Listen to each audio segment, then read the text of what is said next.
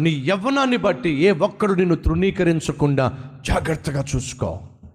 నీ మాటలోను, నీ ప్రవర్తనలోను, నీ ప్రేమలోను, నీ ఆత్మీయతలోను నీ చుట్టూ ఉన్నవారికి మాదిరిగా ఉండు.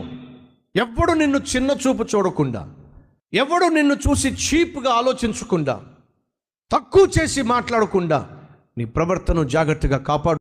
నీ ప్రవర్తనను బట్టే, నీ ఆత్మీయతను బట్టే నీ చుట్టూ ఉన్నవారు నువ్వేమై ఉన్నావో ఎంచుతారో భావించుతారో. కాబట్టి నీ ప్రవర్తన జాగ్రత్తగా చూసు. మీ స్థలాల్లో, మీ పనులలో, మీ పొలాల్లో, మీ పరిచర్యల్లో ప్రభు పేరట మనం చేస్తున్నాను, చీప్ కాకండి.